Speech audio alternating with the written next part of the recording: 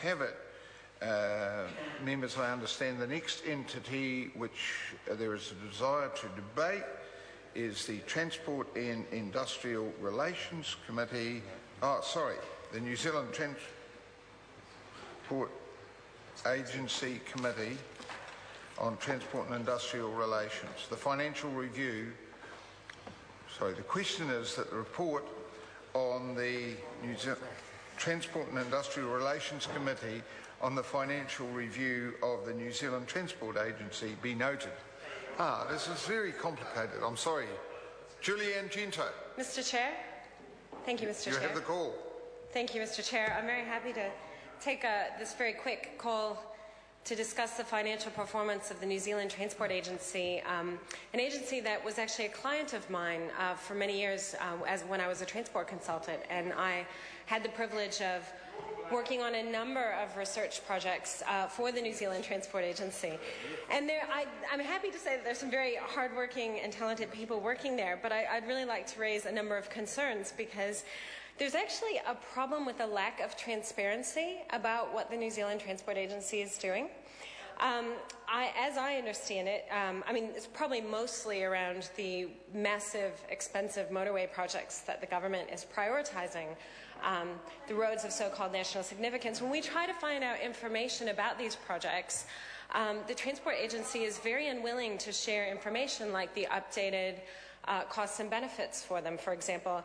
And I asked the Minister some written questions recently, and unfortunately he wasn't able to return them on time. And even when he did return them, we saw that there was increased costs, for example, for the Wellington Northern Corridor Road of National Significance. So that was initially estimated to be 2.1 to 2.4 billion, now revised 2.4 to 2.7.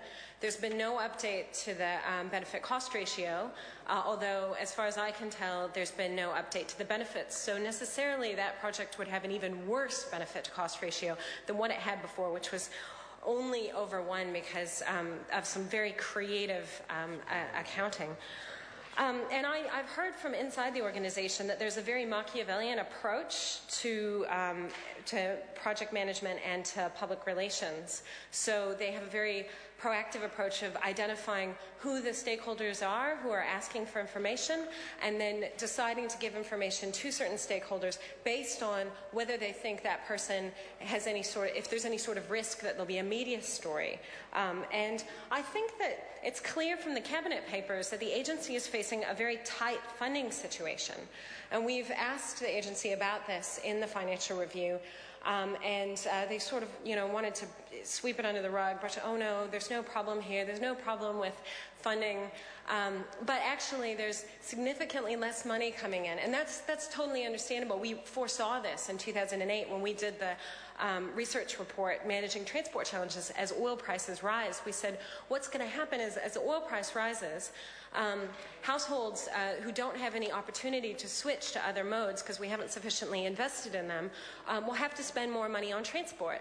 And in the first instance, they'll cut some of their discretionary trips. In the second instance, they'll have less money to spend on goods in New Zealand, in the economy. And what happens after that is that 6 months later, we see this beautiful lag. Suddenly there's a reduction in demand for heavy vehicles because the freight industry takes a hit when households have to spend more money on petrol. So then there's less demand for freight.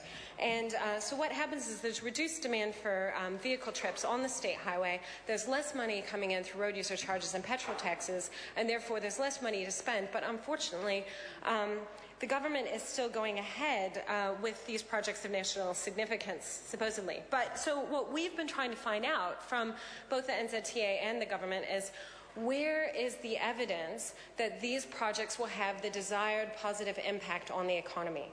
We're not ideologically opposed to roads or vehicle-based transport, but we're saying, why should we spend 75% of the money on new infrastructure on 6 very expensive projects when there might be more cost-effective ways to reduce travel times and to meet the need for travel that the New Zealand Transport Agency is tasked with?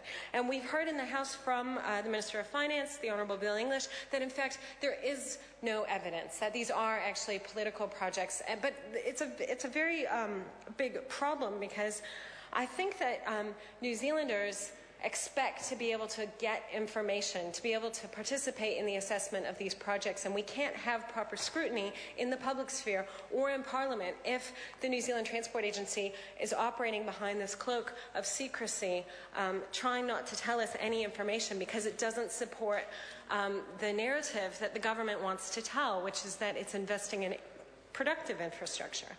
And we just want to help out, really. I mean, the Green Party is interested in making intelligent choices on how we invest in transport infrastructure. And to do that, we really need to understand why these projects are being prioritized as opposed to other projects. And also, when we try to question the New Zealand Transport Agency on their... I'll wrap this up right this second, which is to say that New Zealand taxpayers, road users... Your time has expired. Please sit. Thank you, Mr. Chair. So the question is that the report of the Transport and Industrial Relations on the 2010-11 financial review of the New Zealand Transport Agency be noted. Those of that opinion will say aye. Contrary, no. The ayes have it. I understand the next entity members wish to debate is the Earthquake Commission. So the question is that the report of the Finance and Expenditure Committee on the 2010-11 financial review of the Earthquake Commission be noted.